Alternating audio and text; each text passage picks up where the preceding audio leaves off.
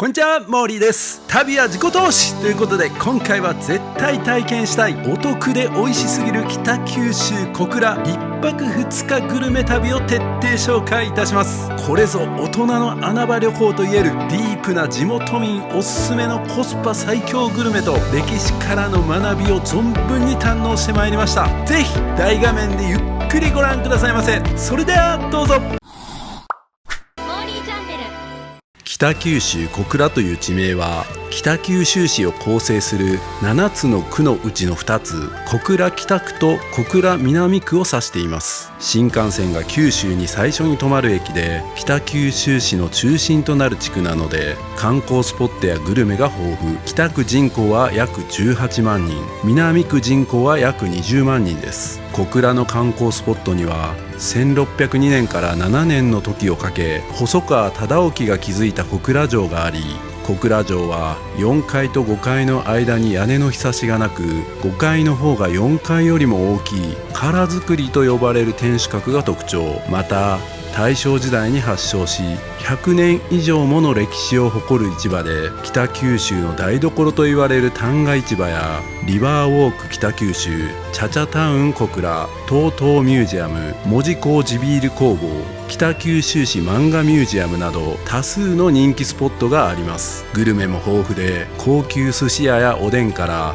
ローカルなうどん、パンやサンドイッチなど1回の旅行では食べ尽くせない魅力があります。明治34年に八幡製鉄所が開業し、3交代で働く労働者が多かった北九州では昼夜問わず飲める場所が重宝され、昼から飲めるお店も多いです。それではディープな街を一緒に散策していきましょう。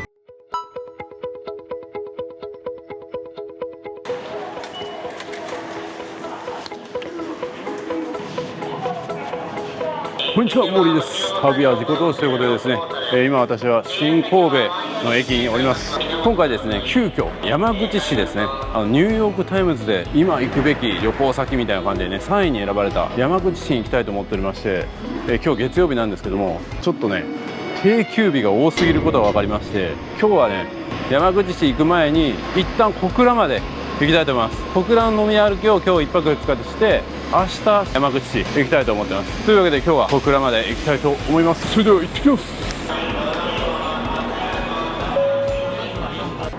本当は桜に乗っていく予定だったんですけど、電車乗り遅れまして、新幹線はすぐ時間変えれるからいいですよね。でこれのぞみ5号11号車ってなってるから、なんか僕5号車やと思って5号車乗ったら11号車やんけ。ややこしいな。めっちゃ歩いていかなあかんやんけ。しかもグリーン車ってことし。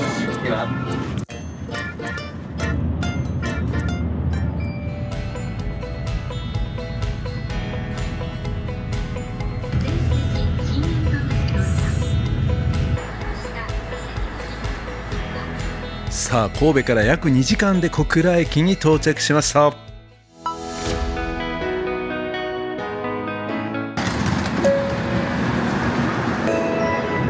あ、小倉到着です。僕は何回かね仕事関係で行ったことがあるんですけど、そこでグルメを楽しんだりとか宿泊したりしたことは確かないんで楽しみですね。小倉城もすぐ行けるんですね。小倉城はちょっとまた後で行きたいと思います。まずちょっとグルメいきなり行きたいと思います。さあ、この小倉駅からね北側が、海沿いになるんですかね。で南側に結構飲み屋街とかいろいろあるみたいなね。今日はまず南側から行きたいと思います。10時17分なんですけど、ちょっと朝ごはん代わりのものを買いに行きたいと思います。なんかねパン屋さんが有名なところがあります。で夜はね本当はねなんか日本一の寿司屋さんと言われるところがあるんですけど、今回急遽来たんでちょっとね定休日でした。無念です。今日月曜日なんですけど、月曜日火曜日はそこ定休日でまた行ってみたいと思います。でもそこ行くとね本当にそこがメインみたいになっちゃうんで、今日はねいろんなお店できる限り行きたいと思ってたんです。ピアノ弾いてる人もいますね。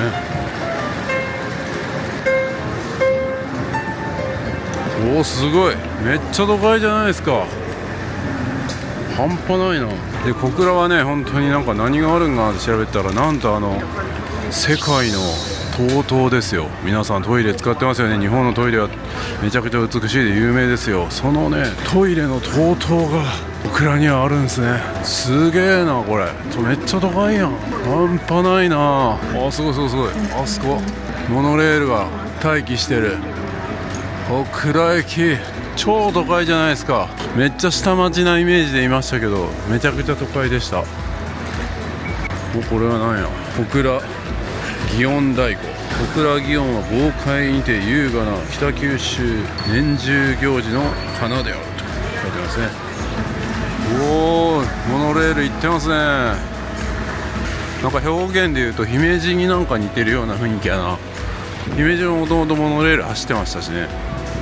まあ今は走ってないですけど、1ヶ月前にね、ちょうど福岡の博多の飲み歩きしましたけども、小倉もね、まあ、そこから近いですし、その後にね僕下関行きましたけども、まあ、その下関とこの博多の中間ぐらいがまあ小倉になるんですね。まあ、ちょっとね朝ごはんがてら有名なちょっとパン屋さんのパン買って食べて、で昼はねなんかちょっとうなぎの名店があるみたいな、そこ行って門司港ビールみたいなのがあるんで、そのビールも飲んで、その後ちょっとこう小倉城だったりとか漫画ミュージアムとかなんかいろいろちょっと見どころあるんで、それ見てから商店街の方行ってちょっとずつこうつまみながらやりたいなと思ってます。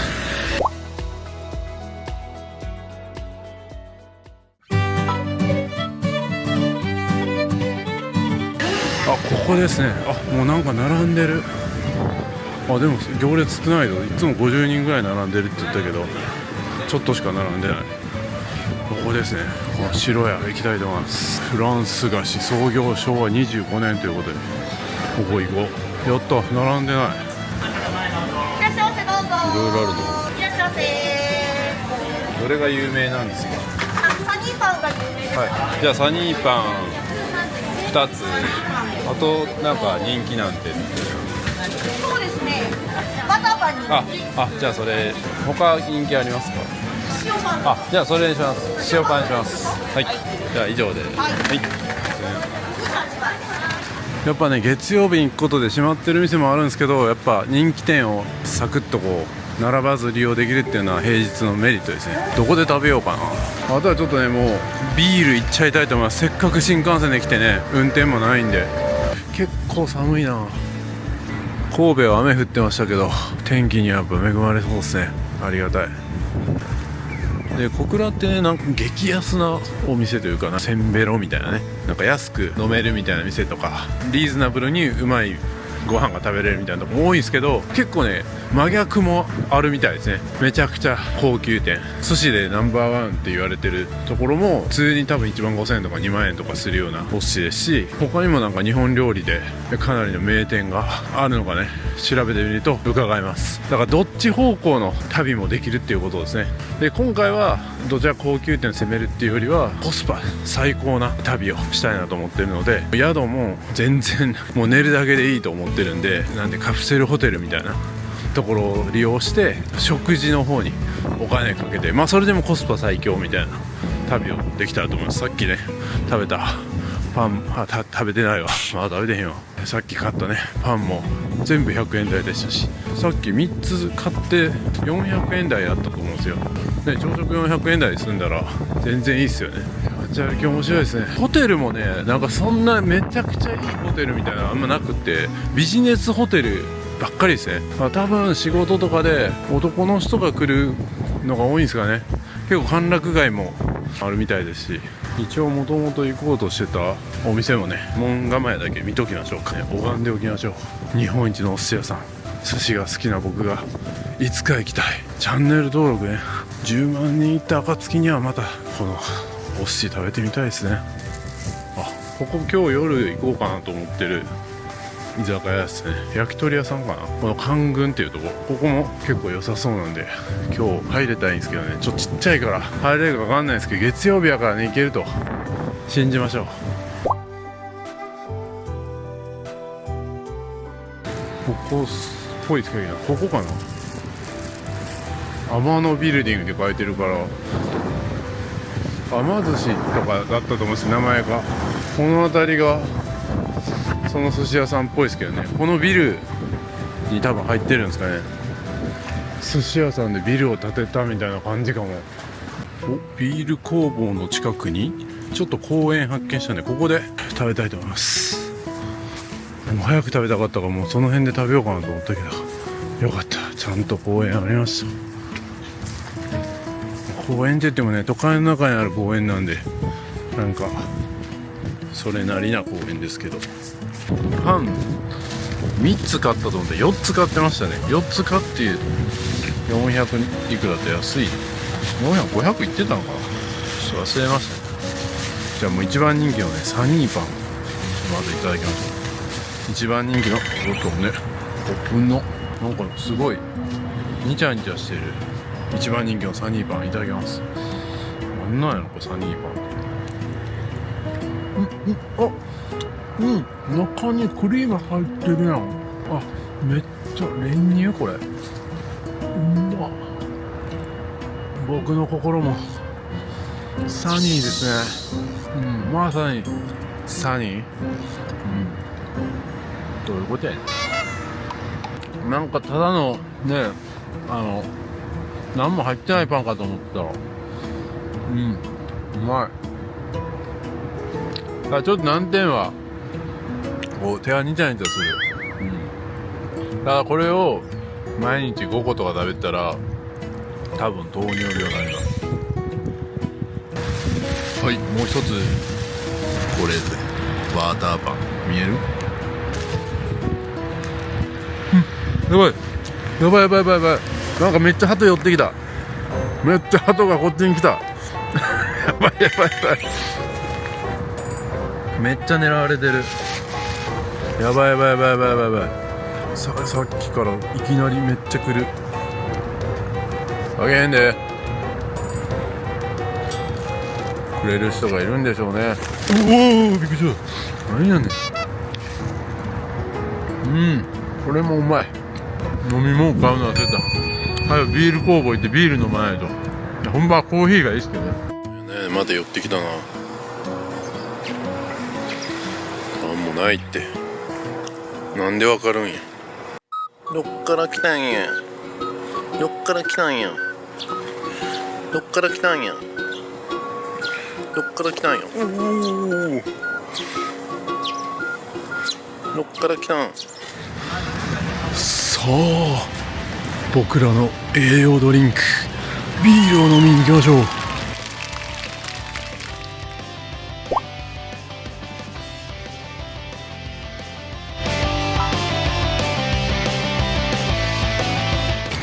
こっすね、門司港地ビール工房。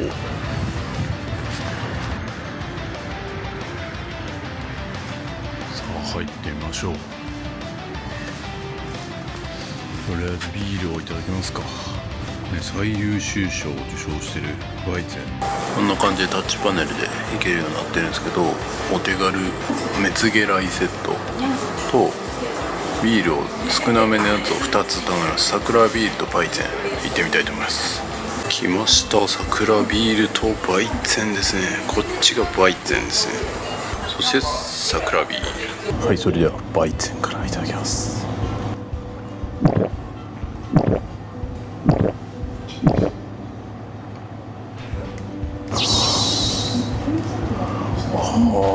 なるほどな。やっぱ地ビールって感じですね。フルーティーな香りと芳醇な味わいが楽しめるビールですね。で、ここに書いてます。アルコール分はね 5.5%。 そしてこっちが桜ビール飲みましょう。文字で大正時代に作られたビールなんですね。この桜ビールっていうのはね、大正時代を感じながらね飲みたいと思います。亡くなった僕のおじいちゃん、大正生まれだったな。それを思い出しながら飲みますね。いいな、レトロ感感じますね。下関行った時にね、門司港レトロ行きましたけど、あれと合うな。あの雰囲気を思い浮かべながら、皆さんも今はダメですけど後でそっちの動画を見てくださいね。そっち見た方がより理解深まります。決していろんな動画見てほしいと思って言ってるわけじゃないですよ。この理解がね深まるから見てほしいと言ってるわけです。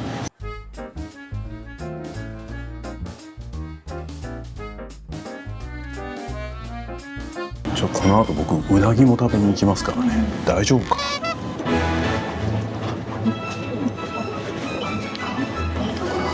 最高。さあそれではうなぎ屋さんに向かいたいと思います。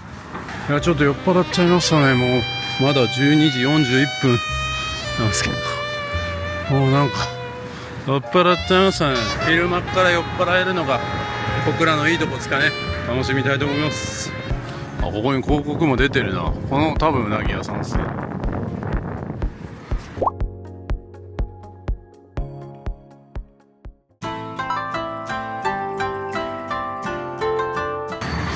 あれですね、並んでんのかな。これですね、田舎。ここ行きたいと思います。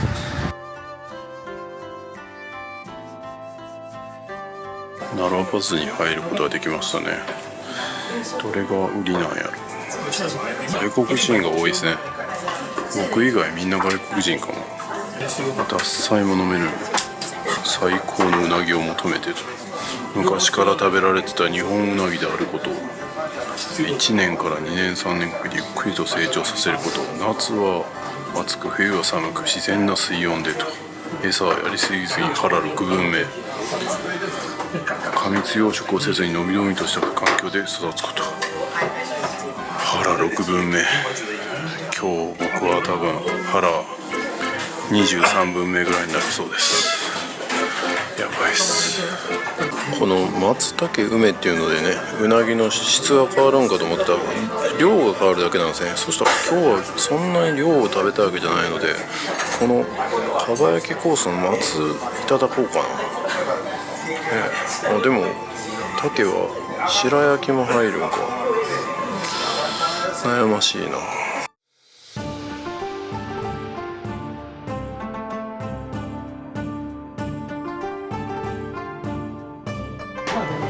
食べます。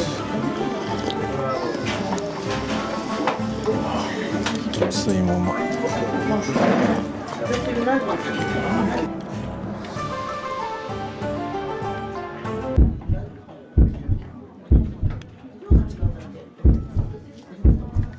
ふわふわうま。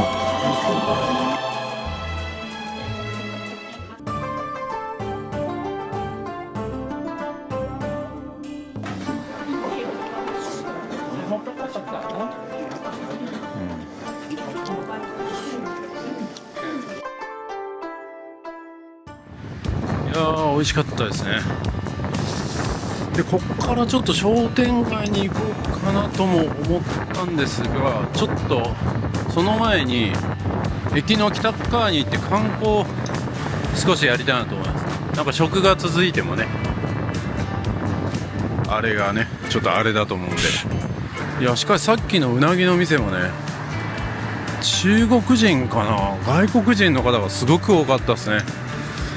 でちゃんとやっぱ注文できてるんですよね。すごいな、みんなちゃんと調べてきてるんですね。さあ小倉駅の北側ですねにやってまいりました。観光バスとかホテルとかね、レンタカーとかいろいろあります。この辺りに漫画のミュージアムがあるみたいなんですね。それもちょっと観光スポットとしてあるので行ってみたいと思います。漫画といえばね、僕も小学校の頃はなりたい職業が漫画家だったんですよ。漫画を描いてた時期もありました。また全然方向が違いましたけども、こうやって何かを表現してね皆さんにお届けするっていう意味では、その小学生の時の夢がねつながってるのかもしれないですね。皆さんもそういうことあるでしょう。そんなことも思い出させてくれるんですね。僕らの旅はまさに旅は自己投資ということですね。あれかな、あるあるシティ、あるあるシティ。そういえば僕もこのモーリーチャンネル始めた当時は旅のあるある言いたいと思いますとかって動画の最後に言ってたな。そんなことも思い出させてくれるんですね。まさに旅は自己投資ですね。トリックアートがある。漫画ミュージアムなかなかないなと思ったら、なんか6階にあるっぽいですね。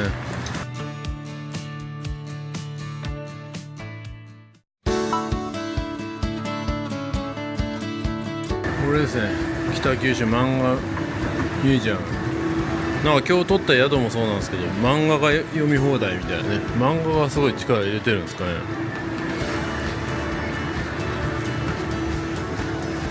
あ、すごいすごいすごい。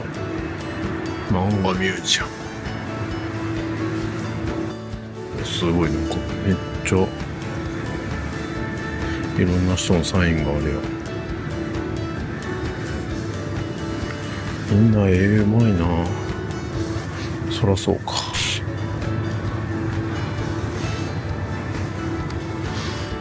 これぞ日本が誇る文化っすよね。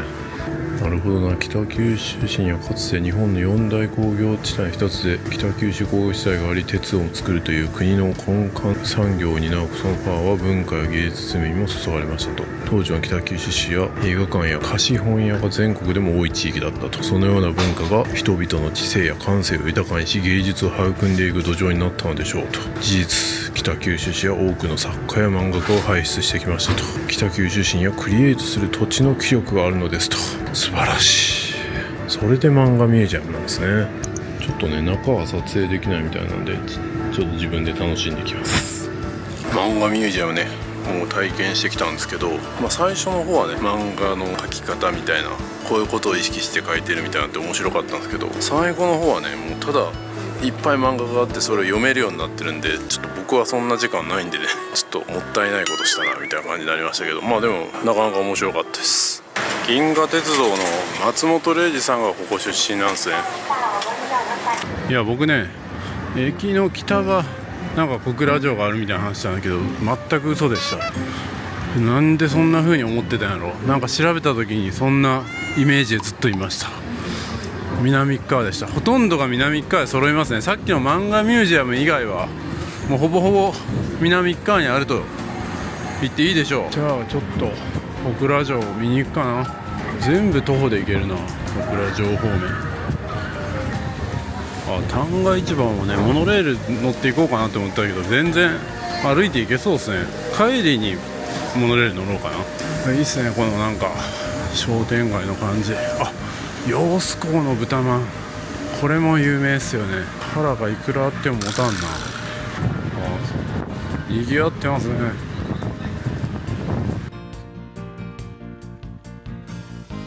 もうこの時間から飲める店がいっぱいあるな。あと角打ちって言ってね、なんか酒屋さんがお酒をこう出すみたいなところも結構この小倉は盛んなんですよね。さっきのこの小倉駅からこの辺通って行ったんですね。でこの辺が小倉城ですね。あとなんかリバーウォーク北九州っていうのもありますね。でモノレールだとこの平和駅っていうのと旦過っていうところ行きますね。でこの旦過市場っていうのはこの辺当たるみたいですね。見えてきましたね、小倉城ね。姫路と似てるとは言ったけど、姫路城に比べるとかなり小さい城になりますけど、でもなんか街の構成がなんか似てて面白いですね。全部歩いていけるっていうのがいいですよね。この小倉城までも10分も歩いてない気がするな。あれがあれか、あれがあれっすね。なんやねん、リバーウォークじゃないかな。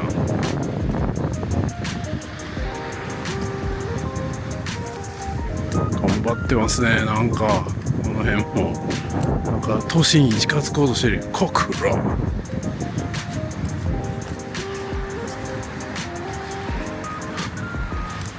あんなスタバみたいな立ち方してる米田コーヒー店あるんや。めっちゃおしゃれじゃないですか。いや、いい散歩になりますね。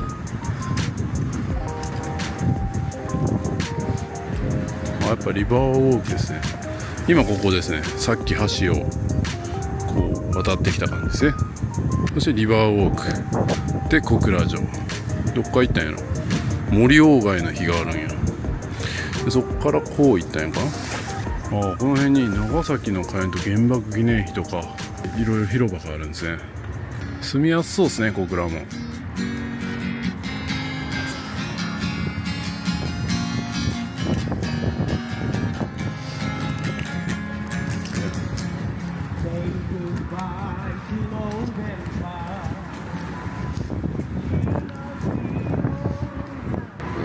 リバーウォーク、面白い建物やな。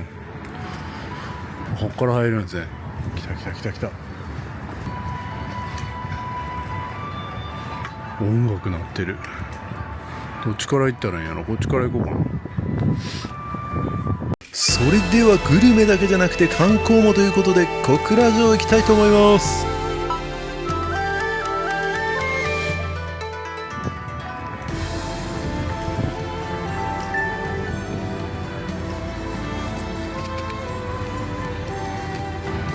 1602年に細川氏が築城した名城なんですね。でこの作り方は殻作りっていうんですね。なんか小さいとか言ったけど近くまで来るとそれなりに大きいですね。迫力あります。結構でかい。素晴らしいですね。この小倉城とこの八坂神社っていうところが隣り合わせになってるんですね。まずは小倉城から行きましょうか。いやー、いい感じですね。比べてみてください。僕よりだいぶ大きいですね。あそこにタワマン建てちゃったんですね。京都やったら絶対ダメなような気がする。石を削らずにね、自然のままの石を積んだ野面積みの石垣も注目です。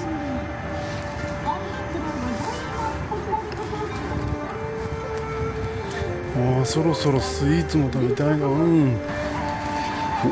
倉城は無料で見れるのかな。天守閣はお金がいるってパターン。なかなか足腰に来る。さすが城ですね。もう僕やったらもうこの城攻めてきても、もうこの辺であかんみたいな、もう足痛いみたいな感じでもう脱落みたいなね。そのために坂にしてるんでしょうね。知らんけどな。めっちゃかっこいい音楽鳴ってるやん。これそのまま YouTube に流して大丈夫なんかな。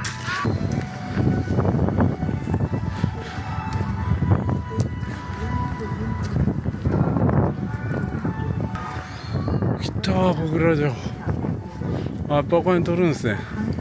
そりゃそうか。350円。よし。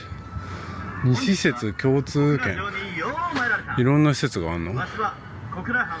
全国の小中学生は入場料無料です。小中学生レベルの人間だったらダメなんですかね。漢字の読解力とか英会話のスキルは多分僕小中学生レベルだと思ってるんですけど、ダメですかね。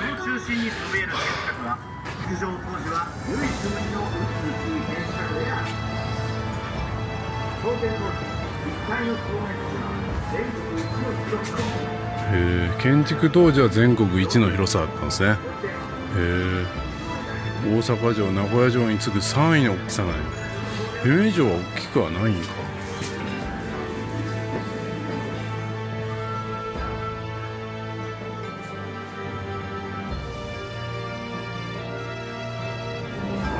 毛利元就が小倉城を築城したんや。最初は僕は毛利ですけどね。毛利じゃないですけど、豊臣秀吉の家臣毛利勝信が城主となると。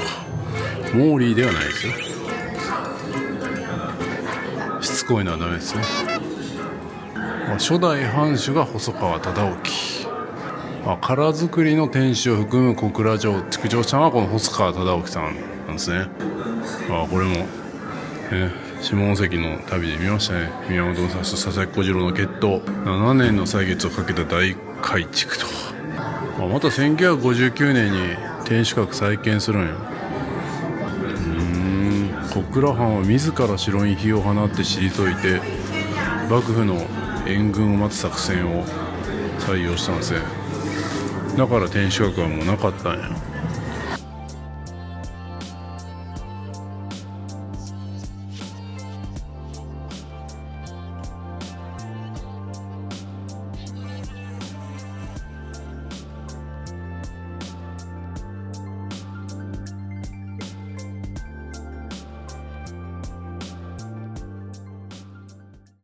ちゃリアルに人おると思ったら違うかった。あんなゲームみたいのもあるんですね。あ、こんなん乗れたりするんや。いろいろ来たりできるんや。なるほどな。城とは城の範囲。現代はね、天守のことを城と呼ぶことが多くなりましたが、本来の城は堀や塀で囲んだ内側の空間全体のことを指すんですね。なるほど。なるほどな。これを見るといろいろと複雑な感じなんですね。織田信長を破った明智光秀の娘と、この蔵造りの小倉城を築城したね、細川さん、名前ちょっと忘れました。細川なんとかですねは結ばれてて、その息子が二代藩主となって、さらにそっちがこの小笠原っていう方とこうまた関係があるんですね。でも小笠原をたどっていくと織田信長につながってくるという、なんと複雑な感じなんですね。そしてもっとたどると、豊臣秀吉と側近である千利休ですねと、この細川さんはつながりがあると。ごちゃごちゃっすね。なんとこの小倉城を築城した細川忠興はですね、もともと織田信長に仕えてて、明智光秀の娘と結婚したのに、明智光秀はね、織田信長のその本能寺の変を誘ったと。でもそれを断ってその娘を幽閉したと。すごいっすね。で結局その明智光秀の娘も自害してるんですね。なかなかっすね。高さは大阪城が一番上なんですね。その次名古屋城、島原、熊本、姫路、小倉、小田原、広島、福山、若松。これがトップ10になるんですね。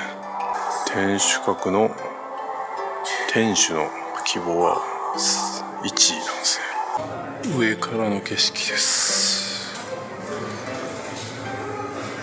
カフェみたいになってますね。いやー、なかなかね、見応えありましたね。良かったですよ。多分全体の 5% ぐらいしか理解できてないと思うんですけど、前のね下関の旅と合わせていろいろとこう学んでいくと、またね、なんかやっぱ旅の味わい変わりますね。これも YouTube のおかげやな。 YouTube があって皆さんにね、なんか歴史を少しでも分かりやすく、僕みたいな全く分からない人間が理解できた部分をこうお伝えすれば、必ずどんな方にでもね、多少はこう理解していただけるかなと思ってやってるんですけど、よかったですね。それではね、観光はこの辺にして、次は旦過市場行ってちょいちょい飲んだり食べたりしたいなと思います。小倉といえばそこでしょう。リバーウォークもすごいですね。洗練されたお店がいっぱいあって、鳩が多いな、ここ。朝から何をしてんねん。猫の代わりに鳩がいっぱいいるみたいな感じになってるやん。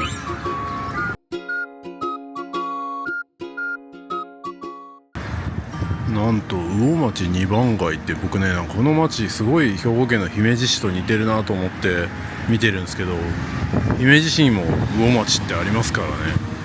いや、なんか似てるんですよね。やっぱり2番目の都市ってやっぱ似てくるんですかね。なんか頑張ってる感も似てるし、ちょっとにぎわい方も似てるしね。兵庫県でいうとやっぱ神戸がね1番で2番が姫路みたいな感じですけど、ここもそうなんでしょうかね。1番がやっぱ博多で、小倉はこう2番目の都市として頑張ってるみたいな、その昭和感あふれる商店街、いいっすね。ここから右に曲がったところが旦過市場ですね。ここをちょっと探索していきましょう。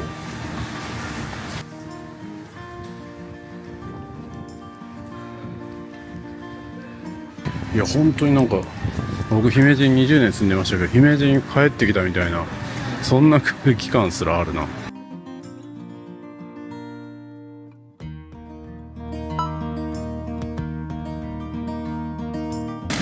来ましたね、旦過市場。このかすれた感じがまたいい、ね、姫路とか明石を思わせるような、そんな商店街です。いい、これがいい。おー、なんかワクワクしてきたな。すげえ、いちごいちご飴とか売ってる。祭りやってるみたいな感じやな。ああ、魚も売ってる、野菜も売ってる。お、いいですね。急に雰囲気変わりましたね。普通の商店街かと思ったら、ここはね、2022年に発生した2度の火事により多くの店舗が消失したと、復興のシンボルとしてこれがあるんですね。最近なんかここじゃないところも火事になりましたよね、正月に。やっぱ商店街で火事になりやすいんですかね。応援していきたいですね、こういうところは。すごい。ああ、これか。あ、カナッペ旦過市場名物書いてるな。オクラかまぼこ、ちょっと食べてみたいな。後でどこの店のがいいんやろ。すごいすごい。ああ、明太子とか売ってる。ああ、すごいいいっすね。なんか、あ、ここで、フグも買えるんですね。この辺はやっぱ下関と似たような感じなんですね。これは面白いな。何食べよう。はい、どうぞいらっしゃいませ。いかがですか。こんにちは。じゃあ、ああ、餅も売ってる。安いよな。お酒も売ってる。あ、ここ飲めるんかな。あ、ここなんか飲めるんや。あ、なんとオバマ大統領が安倍首相と会食したんですか。ここでここでここでここでじゃないよ。このお酒がか、これか、これがなのかな。おお、あ、ここなんかほとんどの売り切れと、ここは韓国のものが売ってるんだ。あ、ここで終わりか。ちょっとどこ行くか決めよう。ここのチャンっていうお店もかなり評価良さそうですね。住んでたらここに買いに行くっていう手があるんですけどね。旦過うどんっていうところが今日は開いてないですね。さっきのコーヒーショップもすごい評価高いですね。コーヒーもいいな。ちょっと箸休めみたいな感じで、ここも評価高いですよ。キンパか。今キンパなんか食べたらもうお腹もたんな。で、こう5時までの店が多いんで、結構今3時半なんでね、そろそろ終わりみたいな感じですよ。あ、ここね。ここではうどん食べれるんや。見てるだけでも面白いな。ここもそばか。ここもなんか面白いな。赤壁。これ気になったんか。カナッペもらっていいですか。あ、一つで。旦過の魅力ということで書いてますね。めっちゃ店あるじゃないですか。それは火事になったりとかしたんで、皆さんもぜひここ来て、お金落としましょう。これですね、カナッペ。ちょっといただきます。うん、うまっ。日本酒飲みたくなるな。あ、ちょっとなんか胡椒みたいなのが効いてるのかな。外がサクサクでうまい。最高。食べながら気づいたんですけど、もう一個筋があるな。こっちもなんかいろいろありそうだろ。こっちはなんか新しい。こっちは火事になってからなんか作ったん、新しく作り直したんですかね。あ、ベーコン串とか食べた。さっきのコーヒー焼きかな。あ、手当たりみたいな感じでやってるとこもある。ここでそのまま買ってなんか飲めたらええのにな。そうやったらこの刺身とかも今買ってすぐ飲みたいですけどね。ちょっともったいない気がするな。結構いいね商店街だと思うんですけどね。あ、ここ行こう。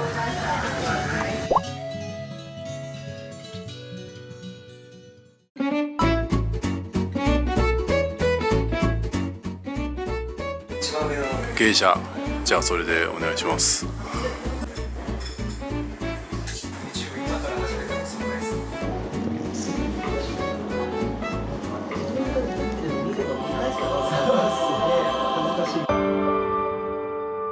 まあどんな感じでやるかですけどね、まあ、自分が出なくてもできますし、まあ、例えばこういうお店の売り上げ上げるためにってなったらまたできることも違うし、別に再生そんなにされなくても実際に来てくれる人が増えたらいいじゃないですか。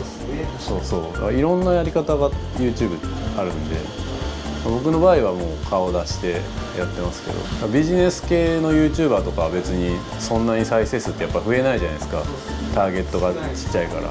でもめっちゃ高いなんかセミナーとか売れるんやったらそれで勝ちっすから。でも面白いですけどね、僕は絶対やった方がいいと思いますね。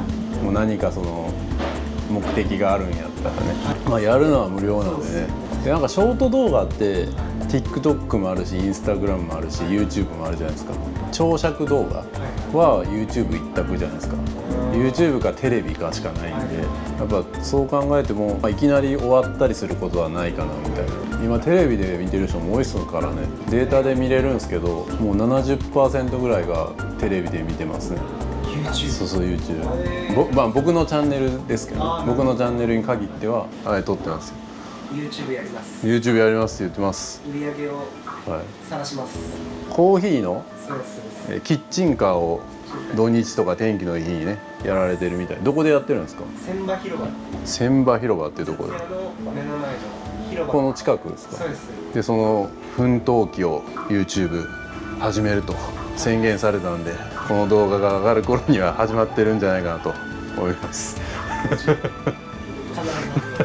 です。ありがとうございました。YouTube 期待します。ありがとうございます。いやめっちゃ話し込んじゃいましたね。1時間ぐらい話しちゃいましたね。なんか本当にね、まだ21歳の若者でしたけども、かなりね起業家精神も高くて、そういう方応援したいですよね。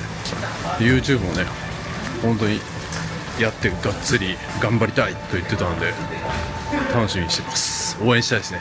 そういえばモノレールに乗りたかったんやけどな、しょうがないか、歩いていくか。最初焼き鳥屋さんに行こうと思ってたんですけど、ちょっとさっきのコーヒー屋さんでおすすめいただいたおでんのお店、そっちに行こうと思います。いやーいい感じになってきましたね。今日は何軒行けるかな。あ、ここ通ったとこか。うなぎ屋さん通ったとこやな。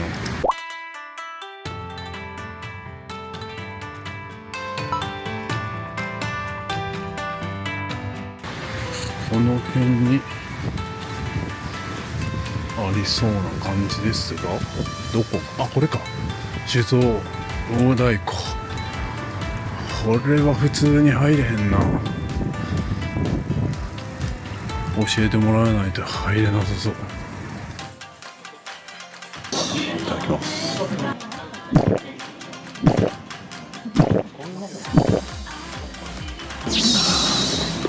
れがサバのぬか炊きですね。いただきます。サバのぬか炊き。私もいろいろ教えてもらって。これ日本酒ね。日本酒飲みたい。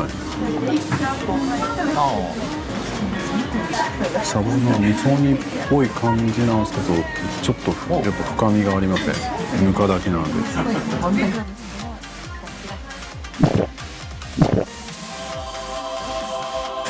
ちらがごまサバ。このごまサバ美味しいっておすすめだったんで、さっきのコーヒーショップでおすすめいただいてたのでいただきます。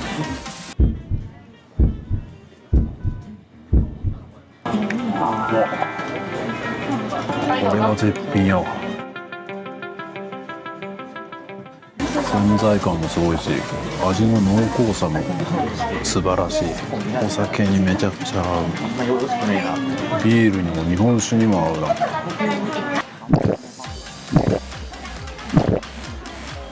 ちらがおでん、安岡ネギと大根と生湯葉と卵ですね。缶で頼みました。日本酒、ここのお酒なんですよ。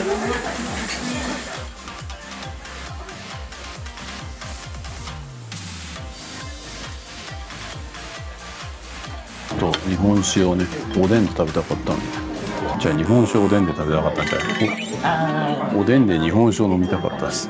間違えた。湯葉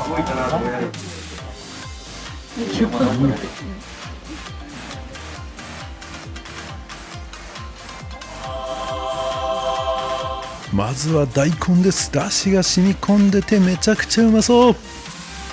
めっちゃ染みててうまい。卵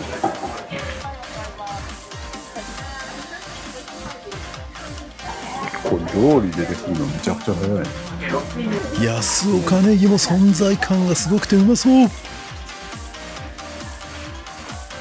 全部日本酒が合いすぎる。いやーさすがね地元民おすすめ。美味しかったですね。いやーもう1軒だけで済ますんだったらもっとねいろいろ食べてたと思うんですけど、まださらに行きたいと思うんでちょっと控えました。じゃあ次に行きたいと思います。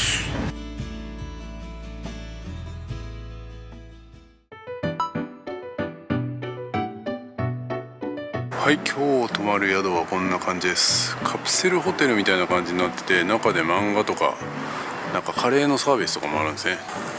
めちゃくちゃリーズナブルに泊まれるところですよ。パンもいただけるんですね。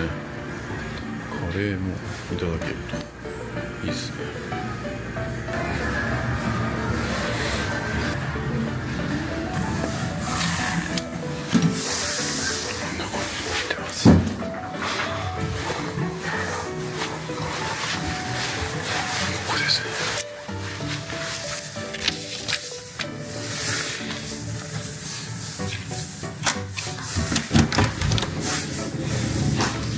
こんな感じの部屋になってます。十分ですね。飲み歩きの拠点としては全然十分な部屋ですね。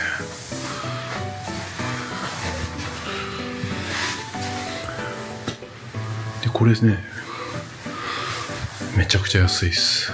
もう寝るだけでいいって人はこういうとこで過ごしたらいいと思います。ただ上が開いてるんで声が丸聞こえです。このホテルですね、いやめっちゃ安くていいんですけど、もうプライバシーとかをねすごい大事にされる方はやめといた方がいいと思います。いや本当に寝るだけでよくて、もうできるだけ安く済ましたいという人にはめっちゃいいです。設備も新しいですし問題ないですけど、結構その防音とかは天井がね開いてるのもあって全く防音性についてないので、そういう他の音が気になって寝られないみたいなタイプの人は絶対普通のビジネスホテル泊まった方がいいです。ゲストハウスに慣れた方とかねだったらゲストハウスより全然快適に使えるし、ね、あんな食事もできるということでめちゃくちゃ特に泊まるにはいいと思います。なんか一つのビジネスモデルとしてめっちゃ勉強になりました。それではねちょっと急ぎの仕事をしにホテル戻ってたんですけど、今から2軒目行きたいと思います。結構寒いな。夜も結構賑わってますね。活気のない場所とは違うってなんかすごく綺麗だし、呼び込みがちょっと多いのがねあれですけど、風俗とかねキャバクラの呼び込みがめっちゃ多いですね。僕はあいにくちょっとねそういう遊びは卒業してしまったんで、でもねこうやってカメラ持って歩いてると一切声かからないですね。さすがに撮られたらまずいんでしょ。だからあんまり声かけられたくない人はカメラ持ちながら撮らずにでもいいから撮ってるパフォーマンスだけ見せてやったらいいかもしれないです。この辺りが火事になったところですね。正月に焦げ臭い匂いがします。いやーほんと火事とか注意しないといけないですね。恐ろしい。鍋に火をつけたままほったらかしにしてて火事になったというふうに伺ってますね。気をつけないといけないですね。皆さんもね、お店だけじゃなくてご自宅もそうですよ。火には注意です。そんなこともね学ばせてくれるんですね。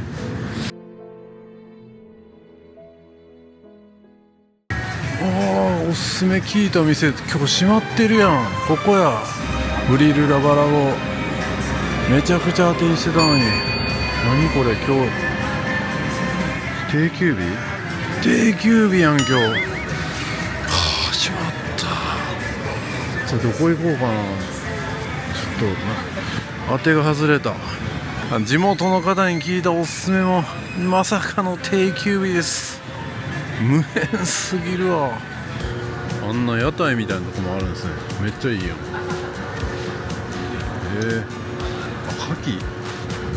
蠣が食べれるんや。めっちゃいいやん。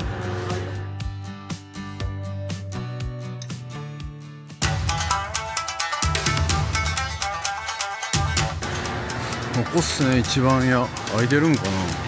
入れるかも。こんな感じになってます。お酒はですね、この庭のウグイスっていうのを頼みました。福岡のお酒ですね。で、ここのおすすめの、料理、お刺身の盛り合わせと、エビカッパの優しい和風あんかけっていうのをこれ頼みました。お刺身の盛り合わせを頼みましたので、まずは日本酒からスタートしたいと思います。お通しですね。いただきます。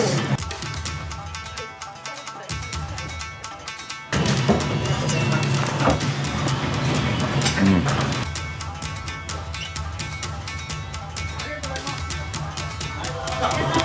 まっ。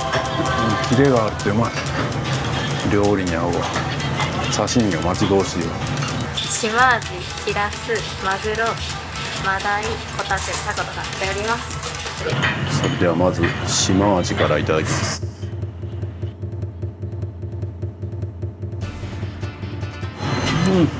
歯ごたえコリコリしてうまい。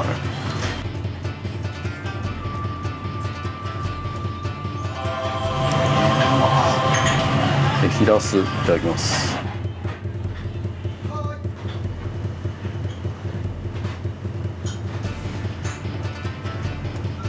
最高。マダイ。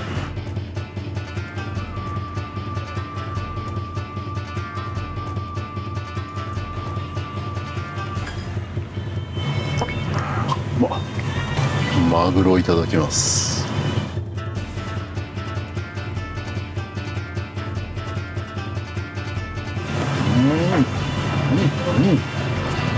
口の中で溶ける。これをこのお店の売りですね。エビのなんちゃらですね。エビカッパの優しい和風あんかけ。いただきます。うまそう。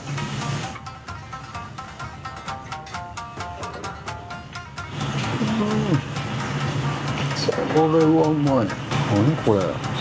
揚げ出し豆腐みたいな感じやけど、エビの味が風味がすごい。どうやって作ってるの。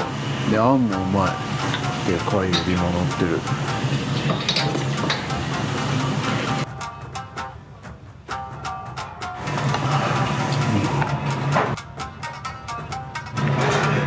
ちょっと急に甘いお酒が飲みたくなってふわとろパインっていうソーダ割り頼みました。可愛いでしょ。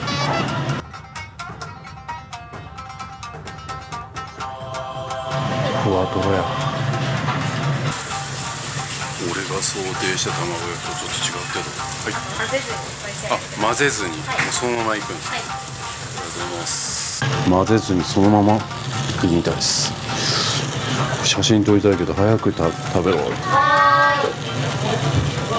すげえな。う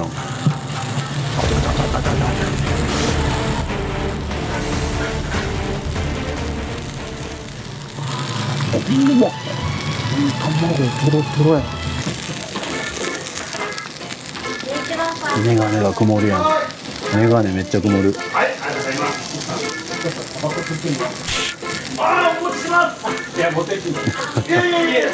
アイデアやな。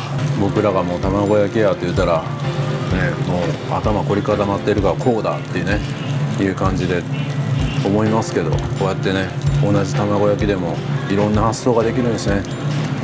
僕の YouTube もそうです。旅行 YouTube って言ったらね、大体こんな感じかって思い浮かべがちですけど、もっと工夫したらね、この手があったかみたいな、この切り口があったかっていうのがあるはず。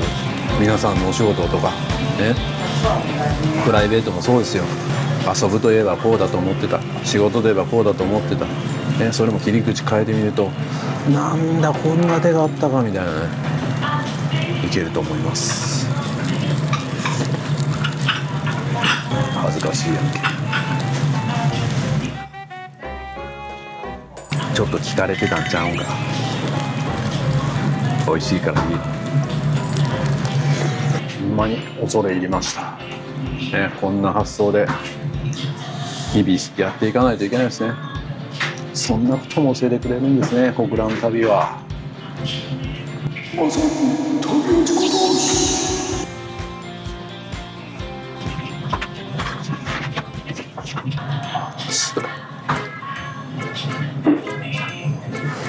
素晴らしいお店でしたね。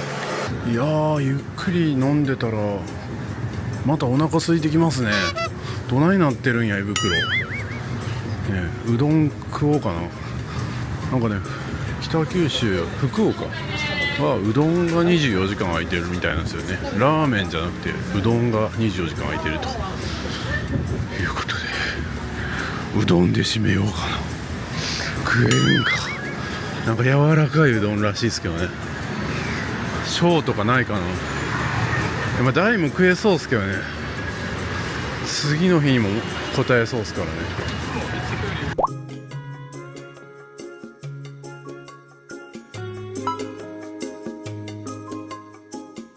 ここか。 YouTuber です。大丈夫です。ありがとうございます。ここが24時間空いてるところなんですね。行くか、ここ。まあ北九州とか九州のあれですかね、チェーン店になるんですかね。入ってみますか。最後ぐらいね、文化を味わいましょう。すごい、うどんがこんな感じの寿司屋さんみたいになってるんですね。ショーとかできんのかな。この肉ごぼううどんが人気ナンバーワンなんで、これにしましょう。普通ネギだけちょっと多めに食べるか。結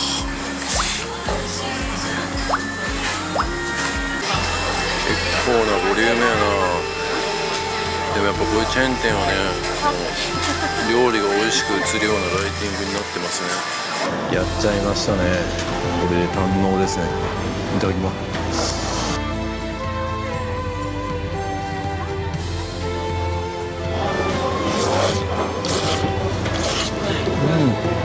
なんかもちもちしてるな、うどんが。また違うんですね、いろんな地域でうどんが。なんか気持ちラーメンを締めにするよりうどんを締めにした方がなんかヘルシーな気がする。絶対関係ないと思いますけど。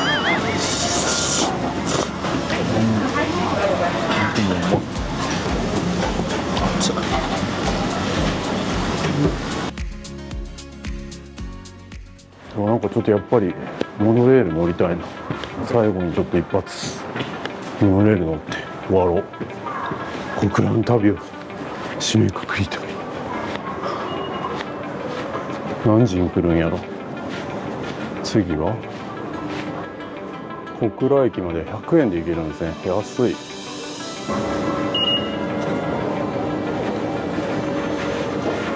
スイカが使えました。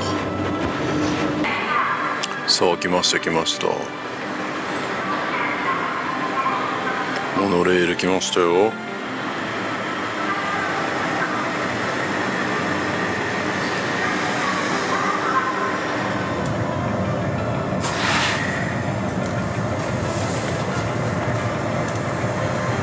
次は終点小倉です。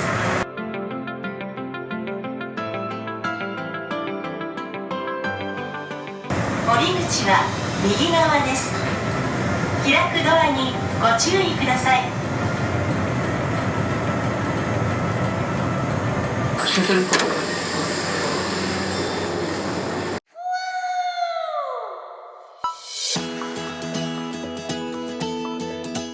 い、おはようございます。今10時10分ですね。11時2分の新幹線で新山口の方向かいたいと思ってるんですけど、そこに行く前にですね、朝食代わりに、小倉では外せないお店に行きたいと思います。ただちょっとね、並んでたらいけないかもしれない。それかもうテイクアウトでなんとか間に合わすかみたいな感じでね、やりたいと思うんですけど、いや、それやったらお前、もっと早く起きろよって思うかもしれないですけど、すいません、朝の弱さだけはね定評があるんで、今日もちょっと寝坊やっちゃいました。ダメっすね、マジで起きれない。結構ね、この朝から開いてるお店多いですね。ここも朝から飲めますね。パン屋さんとかなんかサンドイッチ屋さんみたいなのも多い。いや、本当に食に関してはフルタイム活動してるって感じです。そろそろあるはずなんですけどね、並ばずに入れるか。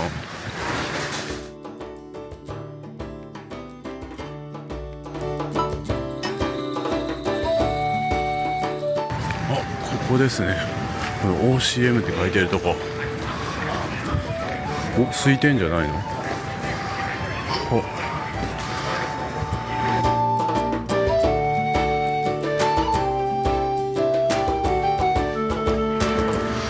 いけそう。並んでるかなと思ったけどいけそう。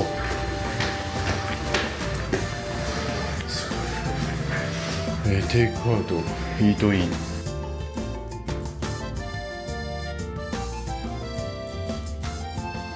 イートインもいけそうやな。ちょっと行こうかな。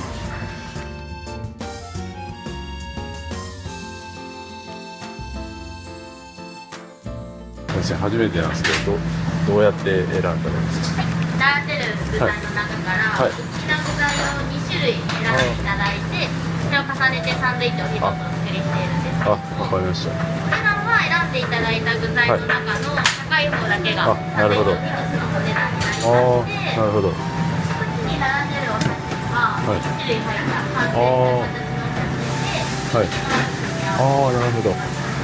じゃあエッグエビカツで、はい、それではいただきたいと思います。いや、楽しみですね。いや、めっちゃ並ぶって聞いてたのにね。いただきます。コーヒーもうまい。結構ね、時間がかかってコーヒーも出てきたんで、さすがうまい。これです。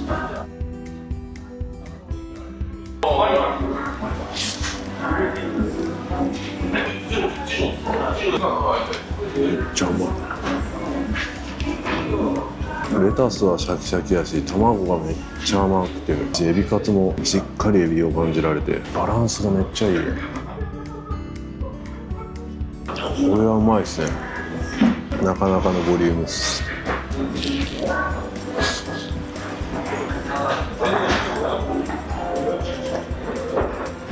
ビジョンメガネもありますね。僕はこのビジョンメガネ系のお仕事で小倉に出張でよく来てたんですよ。いやー、それにしても大満足っすね。めちゃくちゃコンパクトで、もう歩いて全部徒歩10分以内で行けるとこばかりなのに、もうあらゆるものがあってめっちゃ楽しめましたね。もうグルメをね、重視してる人にとってはめっちゃいい街っすね。で城も見れますしね、観光気分も味わいつつ、もうどんなレパートリーでも食事が楽しめそうでめっちゃ良かったです。さあ、それではね、今から駅に向かって、次の、旅行先、新山口駅、そして山口市ですね、湯田温泉に向かいたいと思います。そちらの方の動画もぜひご覧ください。火事の爪痕ですね。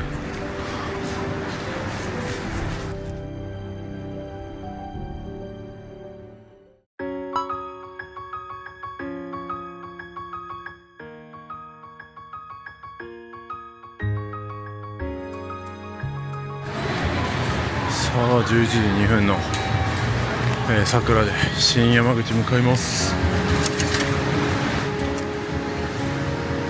ちょっとお土産も見ておきましょうかね。小倉の、九州のお土産ですね。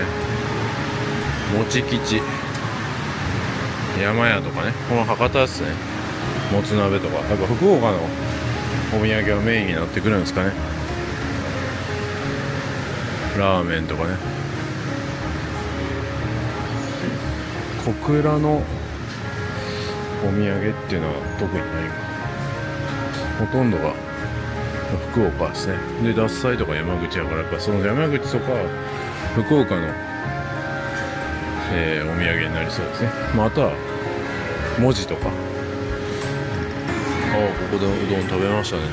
そういえばね、さっきトイレ行ったんですけど、トイレの便器全部想像できた。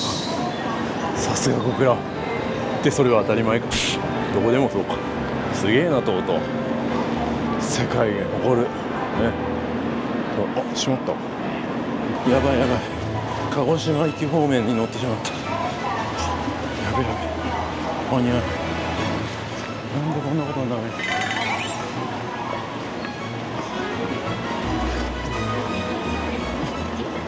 あ、間に合った。7号車、さくらの7号車。もっと後ろ。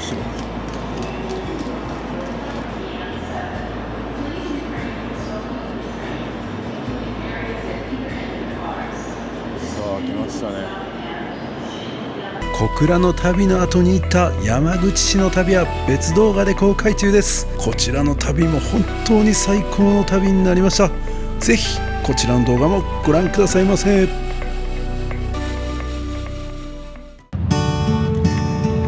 田温泉で食べなかった新幹線でスジャータいただきます。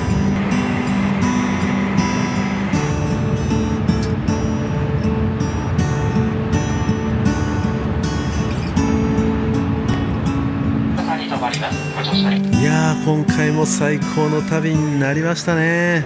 いかがでしたでしょうか。緊急で立ち寄った小倉でしたが、1泊2日とは思えない最高に充実したグルメ旅ができました。サクッとうまいものをね、ディープにいただきたいならここがバッチリなんじゃないでしょうか。まさに大人の穴場旅行ですね。このような動画また出してほしいと思ったら、ぜひいいね、コメントお願いいたします。メンバーシップではここでは絶対に言えない旅の裏話や近況報告など公開させていただきます。ぜひご参加くださいませ。 LINE 登録でお得な情報を配信いたします。登録お願いします。僕と一緒に仕事したい方はぜひ気軽にメッセージください。詳しくは概要欄をご覧ください。人気のキルリュック、モーリーショップで買えます。旅行にめちゃくちゃ便利です。皆さん旅行行くのにキルリュック使ってますか？これ今僕着てるんですけど、見てください。これパッと見そんななんか物入ってるように見えないですけど、実はめっちゃ物入ってます。財布はここに入ってますし、名刺、パスポート、イヤホンも必要ですね。急にスイッチやりたくなったらニンテンドースイッチあります。で対戦したいなって言ったらもう1本入ってます。それ入れても薄いんです。そして鍵ね、